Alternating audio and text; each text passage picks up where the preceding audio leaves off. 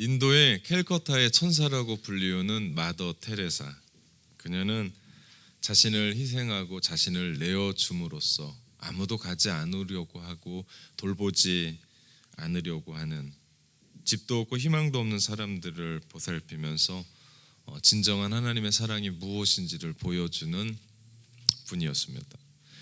마더 테레사는 스스로 도울 수 없는 사람들, 세상의 눈으로 보면 저렇게 어떻게 사나, 저렇게 어떻게 견딜 수 있을까라고 하는 사람들, 오직 도움을 받아야만 삶을 유지하며 살아가야 되는 그들에게 자신의 전 생애를 바쳤습니다.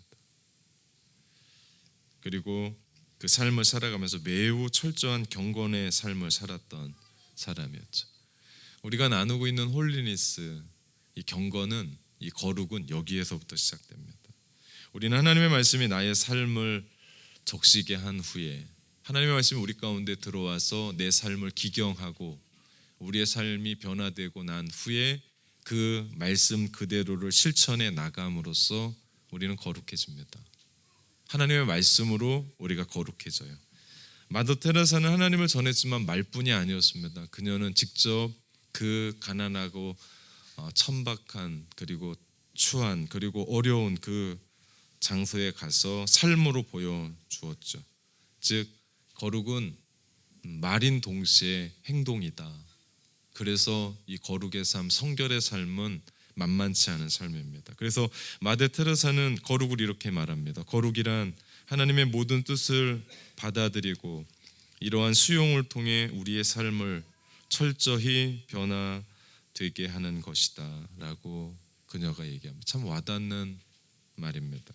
우리는 계속해서 성결한 삶이 무엇인지, 거룩한 삶이 무엇인지에 대해서 나누고 있습니다. 사람들은 성결, 거룩하면 어떤 협소적인, 너무 작은 어떤 프레임에, 어떤 틀에 넣어놓고 이거 하면 성결한 삶이고 이거 하지 않으면 거룩한 삶이 아니다라고 이야기합니다.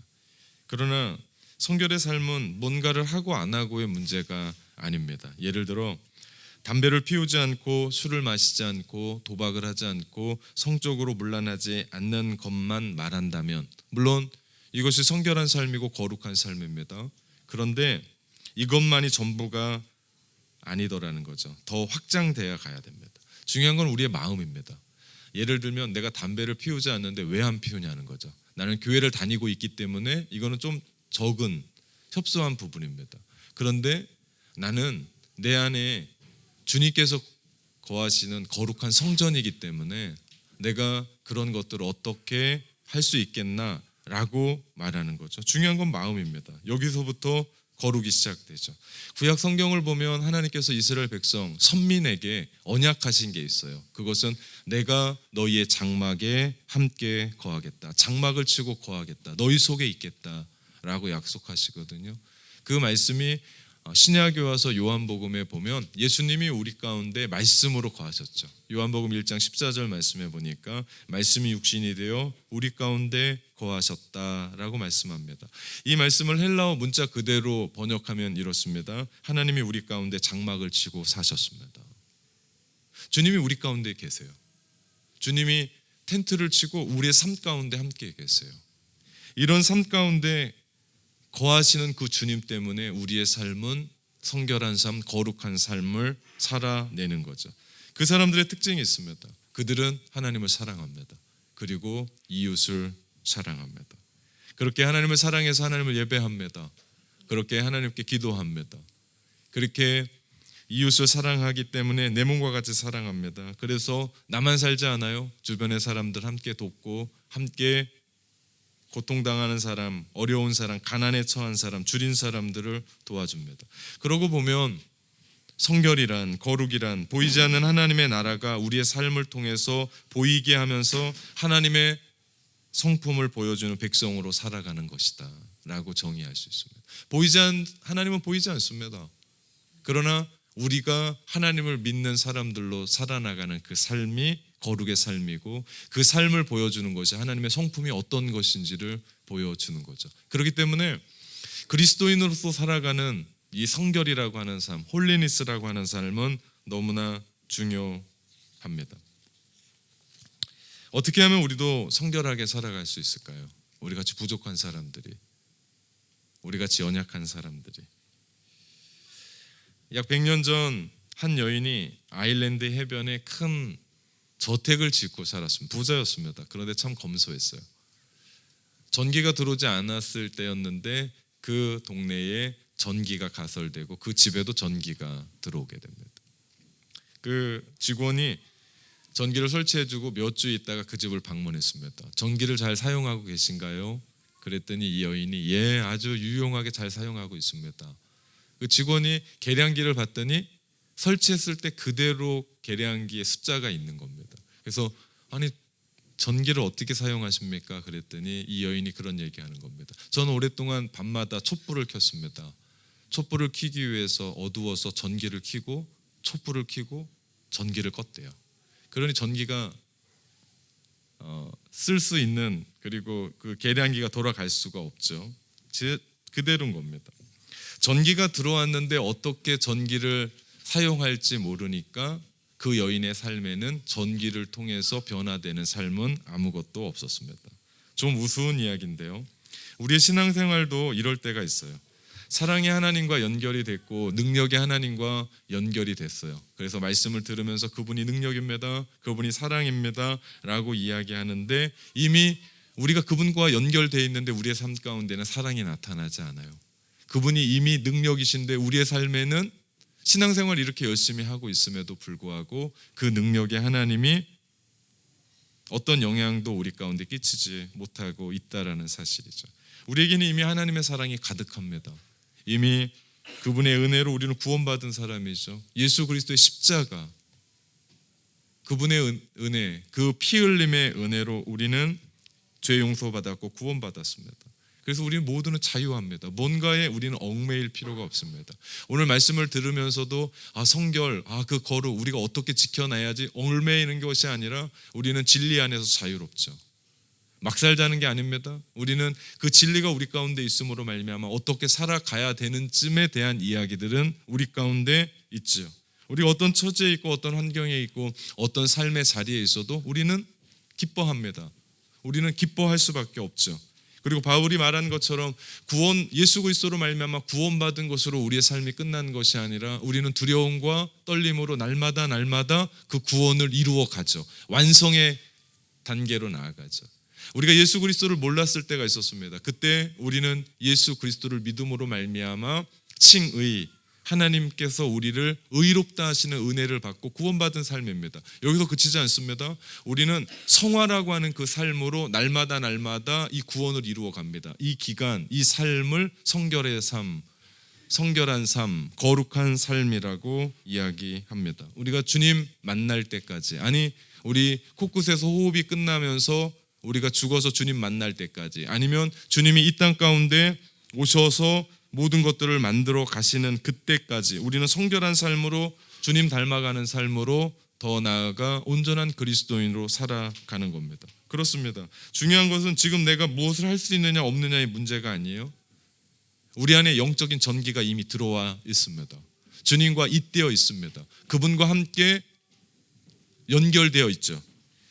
우리가 그거에 대한 그 연결되어 있다라는 그 사실을 인지하는 게 너무나 중요합니다. 주님이 우리 안에 계시다라고 하는 그 사실을 믿고 나가는 것 너무나 중요합니다. 근데 많은 사람들이 연결되어 있는지도 모르고 함께 있는지도 모르고 살아가더라. 아니요, 이미 주님이 우리 가운데 임하여 계시고 주님이 우리 가운데 일하고 계시고 주님이 우리 가운데 영향력을 일으키고 계시더라. 그 능력의 원천은 하나님께 있습니다. 그렇기 때문에 우리는 그 하나님을 향하여, 그리고 주님을 향하여 우리가 나아가는 거죠. 내가 거룩하니 너희도 거룩해라. 이 말씀이 우리의 핵심입니다. 우리가 왜 거룩한 삶을 살아야 되는가 물어보면 우리 주님이 거룩하시기에 우리도 거룩한 삶을 살아냅니다. 죄악된 세상 속에서 우리를 구원해 주셨던 하나님의 목적은 우리를 거룩한 나라, 거룩한 하나님의 백성으로 만들어 주시기 위함임을 우리는 믿기에, 그 하나님의 언약의 바탕 안에 있기에 우리는 날마다 주님을 바라보죠. 하나님의 거룩한 백성으로 나를 세우셔서 가정을 맡기셨고 교회를 맡기셨고 학교를 맡기셨고 직장을 맡기셨고 이 사회와 한 시대를 맡기셨다면 내가 하나님의 백성으로 하나님의 사람들로 그렇게 살아내는 겁니다. 계속해서 주님 바라보는 거죠. 내 안에 이미 영적인 전기가 들어왔음을 인식하고 영혼의 스위치를 켜서 나로 말미암아 주님의 빛된 그 빛을 세상에 비추는 거죠.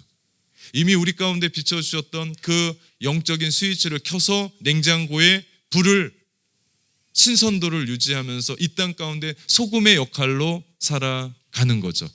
우리의 삶 가운데 주님이 들어오셔서 이미 우리 가운데 영적인 삶 가운데 우리에게 히터의 스위치를 켜 올리셨으니 내가 그 마음을 가지고 누가 바라보더라도 누가 보더라도 주님의 사랑은 따뜻해, 주님의 사랑은 놀라워, 주님의 사랑은 이런 거야 라는 것을 우리로 하여금 보여주는 거죠.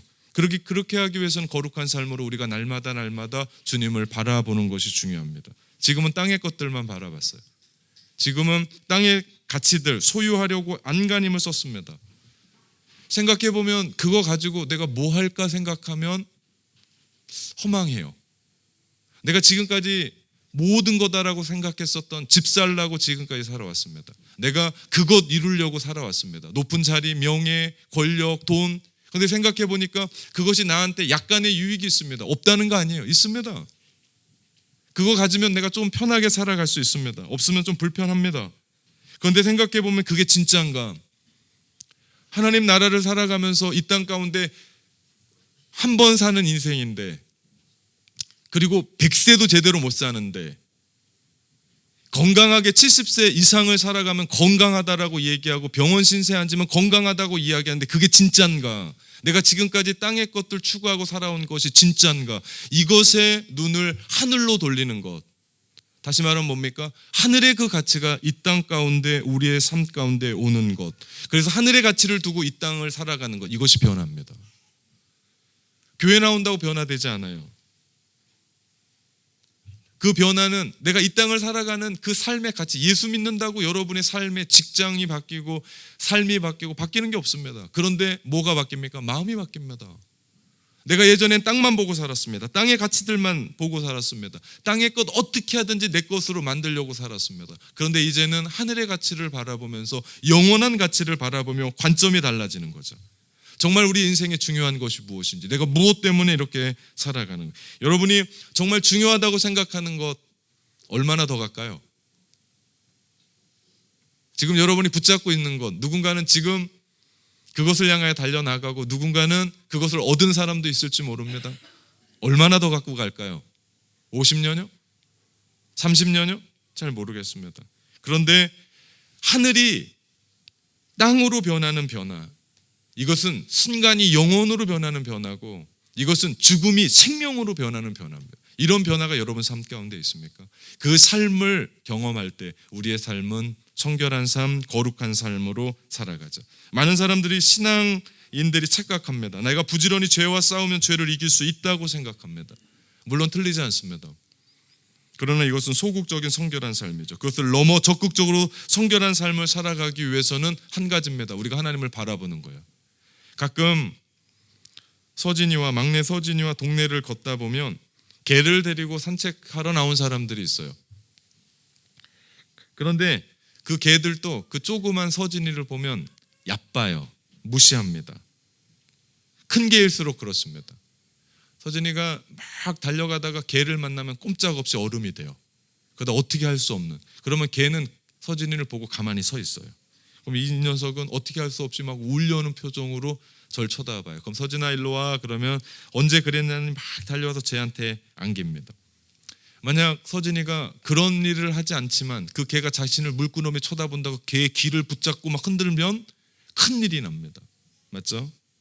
죄와 싸우지 말고 하나님 품에 안기면 됩니다. 혹시 여러분에게 끊지 못한 죄가 있습니까? 아직도 습관적인 죄로 여러분 고민하고 살아갑니까? 내가 어떻게 끊지라고 매일매일 고민하면서 그 죄 묵상하지 말고 하나님을 묵상하십시오. 내가 하나님 앞에 더 가까이 가십시오. 말씀 안에 거하십시오. 그러면 내 안에 습관적인 그 죄들이 물러가게 되고 결국 내가 습관적으로 계속해서 하나님 앞에 이거 아니지 않나라고 하는 생각들이 우리의 삶 가운데 물러가게 될 겁니다. 우리가 하나님의 얼굴을 바라보기를 시작하는 순간 결국 죄를 이기고 나쁜 습관에서도 벗어나고 결국 우리의 삶은 성결한 삶으로 살아갈 수 있게 됩니다. 이것이 승리의 비결이죠. 오늘 본문을 쓴 요한, 이 본문을 쓸 때 요한은 이미 에베소 교회의 감독으로, 담임 목사님으로, 그때 로마의 황제 숭배가 엄청났었는데 로마 황제가 신이다라고, 태양신이라고 하는 부분을 숭배하지 않는다는 이유로 감옥에 3번이나 갇혔던, 그러면서 도무지 로마가 이 요한을 어떻게 할 수 없어서 그 고령의 사도 요한을 그리스의 한 섬인 반모라고 하는 섬에 유배를 해버립니다. 학자들은 이 시기를 56년, 주후 55년에서 95년에서 97년, 약 2년까지의 기간이다라고 얘기합니다. 사도 요한은 그곳에서 하나님의 하늘의 음성을 듣습니다. 계시록 1장 10절의 말씀에 보니까 주의 날에 내가 성령에 감동되어 내 뒤에서 나는 나팔 소리 같은 큰 음성을 들으니, 고난의 때 엄청난 아픔이 있는 그때에 하나님의 음성을 듣는 요한을 기억해 보십시오. 예수님을 따라다녔던 12 제자 중에 한 사람이었습니다. 그리고 지금은 가장 큰 에베소 교회의 감독으로 교회를 섬기고 있는데 모든 사람들이 황제 숭배하는 그 사상 때문에 붙잡혀 갑니다. 가장 탄압의 대상이었었던 감독인 요한은 반모섬에 유배되어 왔습니다. 아무것도 보이지 않습니다. 내가 주님 섬기겠다고, 잘 섬기겠다고, 거룩한 삶, 성결한 삶 살아가겠다고 주님 앞에 그렇게 결단하고 그렇게 살아갔는데 남는 것은 고난밖에 없습니다. 핍박밖에 없습니다. 그리고 지금은 내가 에베소 교회 성도들을 어떻게 할 수 없을 정도로 그를 유배시켜 버렸습니다. 그러면 에베소 교회 성도들은 무너질 거라고 로마는 생각했기 때문에. 그런데 그때 하나님의 하늘의 음성이 요한에게 들립니다. 감동 아닙니까? 이게 맞는가? 이 길이 맞는가라고 두려움 속에 있었던 그 요한에게, 아니 그 확신 가지고 여기까지 왔지만 하늘에서 아무런 음성이 아니라 그에게 음성이 들려졌을 때, 그 주님의 음성이 바로 영적인 능력의 원천이었죠. 견디고 그것을 이길 수 있는 힘. 우리도 마찬가지입니다. 경건한 삶 살아갑니다. 거룩한 삶 살아갑니다. 성결한 삶 살아갈 때 우리의 원천도, 그 능력도 하나님의 말씀에 있죠. 그래서 매 주일마다 이런 말씀 듣고, 그리고 우리가 매일매일 큐티하고 하나님의 말씀을 들으면서 우리 가운데 채우는 겁니다. 그 하늘의 소리가 우리로 하여금 날마다 성결한 삶, 거룩한 삶을 살아내게 하죠. 말뿐이 아니었습니다. 요한은 환상도 봅니다. 우리 계시록 1장 12절에 보니까 몸을 돌이켜 나에게 말한 음성을 알아보려고 돌이킬 때 7 촛대를 보았는데 라고 말합니다. 사도 요한의 눈이 갑자기 열리면서 찬란한 보좌가 펼쳐지는 거예요. 그 보좌는 하나님이 앉으신 거룩한 처소였습니다. 오늘 본문 5장 6절에서 7절 말씀과 동일합니다. 내가 또 보았습니다. 보좌와 네 생물과 장로들 사이에 한 어린 양이 서 있는데 일찍이 죽음을 당한 것 같더라. 그에게 7 뿔과 7 눈이 있으니 이 눈들은 온 땅을 보내심을 받은 하나님의 7 영이더라. 그 어린 양이 나와서 보좌에 앉으신 이의 오른손에 두루마기를 취하시니라.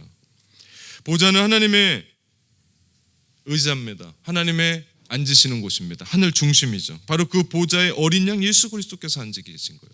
그리고 7 뿔, 7 눈을 가지고, 7이라는 수는 요한계시록의 완전수입니다. 7이 2번 나온 것은 완전함을 이야기하죠. 뿔은 힘을 상징합니다. 그 어떤 능력도 이길 수 없는 힘, 전능함을 상징하죠. 7 눈은 지식과 통치를 얘기합니다. 즉 한마디로 말하면 완전한 지식, 완전한 통찰을 얘기하죠. 전지함을 얘기합니다. 즉 그 보좌에 앉으신 분이 전능하시고 그 보좌에 앉으신 분이 전지하신 분이에요.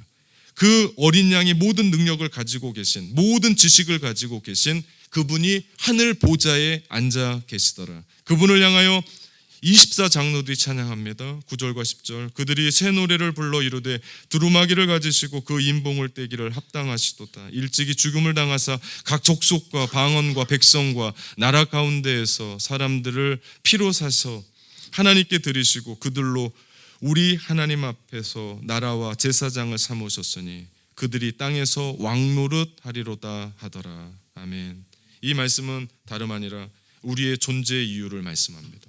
예수 그리스도 어린 양이신 그분이 죽으신 것이 아니라 부활하셨고 하늘 우편에 오르셔서 지금 하나님 보좌에 앉으신 그분, 우리는 그의 피로 우리를 그의 나라로 삼으시고 거룩한 제사장으로 삼으신 존재가 바로 저와 여러분이라는 사실이죠. 그렇기 때문에 우리가 날마다 거룩한 삶으로, 성결한 삶으로 하늘을 바라보며, 더 구체적으로는 어린 양 예수 그리스도를 바라보며 우리의 삶을 살아가야 된다는 거죠. 그렇습니다. 어떻게 살아야 합니까? 주님이 우리를 부르신 그대로 살아가는 겁니다. 그 삶이 거룩한 삶이고 그 삶이 성결한 삶이죠. 그 능력은 우리에게 없습니다. 그 능력은 보좌에 앉으신 주님께 있죠. 그렇기 때문에 우리가 연약하면 연약할수록 계속해서 실망하고 실족하고 좌절하는 것이 아니라 보좌에 계신 어린 양 예수 그리스도를 바라보면서 이 믿음의 길을 걸어가는 겁니다. 그 어린 양 보좌에 앉으신 예수 그리스도의 그 능력이 우리 가운데 잇대게 될 때, 아니 이미 우리 가운데 연결되었기 때문에 우리는 영적인 스위치를 켜기만 하면 됩니다. 내가 날마다 그분을 바라보면 됩니다. 그러면 우리 가운데 불이 들어오죠. 그러면 우리 가운데 냉장고가 켜지기 시작하죠. 그러면 우리 가운데 히터가 들어오기 시작합니다. 내 힘으로 누군가를 사랑할 수 있다는 건요, 이기적일 수밖에 없어요. 그러나 예수 그리스도의 영적인 능력이 우리 가운데 임하게 될 때, 그 히터를 켜게 될 때 우리는 원수까지도 사랑할 수 있게 됩니다. 그 따뜻함이 우리 가운데 임하게 되죠. 우리가 어떻게 세상을 치유하고 어떻게 유지 보관하고 어떻게 세상으로 하여금 이 엄청난 사상과 이념과 엄청난 것들이 우리 가운데 밀고 들어오는데 어떻게 하나님의 말씀의 가치를 가지고 어떻게 살아갑니까? 우리는 할 수 없습니다. 우리가 배운 것으로는 할 수 없습니다. 그러나 우리가 영적인 스위치를 올릴 때, 냉장고의 스위치를 올릴 때 우리 안에 하나님께서 주신 그 가치, 하나님 나라의 가치, 하나님께서 우리 가운데 말씀해 주셨던 그거 붙잡고 승리할 수 있게 되는 줄 믿습니다. 어두워가고 밝힐 수가 없어요. 지금 생각해보면 어떻게 이 일들을 이루어갈 수 있을까? 자꾸 어두워갑니다. 더 어두워갑니다. 이 어둠을 몰아낼 수 있는 것은 영적인 스위치를 우리가 올릴 때, 주님과 잇대어가는 우리의 삶 가운데 주님의 밝은 빛이 비춰지고, 우리는 빛의 존재가 아닙니다. 우리는 발광체가 아닙니다. 우린 반사체죠. 주님의 그 빛을 받아서 영적인 스위치를 올릴 때 결국 이 땅의 어둠은 물러가고 주님의 밝은 빛이 우리를 통하여 흘러나가게 되는 줄 믿습니다. 그럴 때 우리가 왜 경건하게 살아야 되고 왜 우리가 성결한 삶을 살아가야 되는지를 우리 가운데 말씀하십니다. 그렇습니다. 주님이 우리를 부르셨어요. 제사장 나라로 부르셨습니다. 우리를, 죄 가운데 우리를 부르신 것은 거룩한 하나님의 백성으로 우리 가운데 부르셨습니다. 그 능력의 원천이 우리에게 없고 하늘에 있으니 우리가 두려워할 것이 없습니다. 우리가 염려할 것이 없습니다. 그 힘의 원천으로 우리가 연결되어 있기 때문에 우리는 주님이 주신 능력으로 살아낼 때 우리는 성결한 삶, 거룩한 삶으로 이 땅을 변화시키게 될 줄 믿습니다. 그렇게 살아갔던 사람들의 이야기를 여러분에게 전하고 설교를 마무리하려고 합니다. 찰스 콜슨의 러빙 갓에 나온 이야기입니다. 거룩한 사람들의 이야기를 기록하고 있는데 그 중에 한 여인, 이 여인은 점심마다 교도소로 갑니다. 그녀의 점심시간이면 사무실에 나와서 운전대를 붙잡고 샌드위치를 먹어가면서 교도소로 갑니다. 그리고 자신의 그 시간, 쉬어도 마땅한 그 시간을 외로운 재소자들에게 아낌없이 내어줍니다. 그들을 방문하고 그들의 말에 귀를 기울여주고 그들이 그녀에게 볼 수 있는 그리스도를 전합니다. 또 한 사람의 이야기가 나옵니다. 하이티의 가난한 사람들에게 연민을 느낀 후 은퇴한 사업가로, 그는 오래된 기계를 하이티에 가지고 와서 카펫 공장을 시작합니다. 일자리가 전혀 없는 그들에게 일자리를 나누어 줄 뿐만 아니라 사람들에게 그리스도를 찾도록 도와주는 일을 하는 그리스도인. 우리는 이 모든 사람들을 성결한 사람들, 거룩한 사람들, 주님 닮은 사람들, 온전한 그리스도인이라고 이야기합니다. 사랑하는 성도 여러분, 어디 이러한 성결한 사람 없습니까?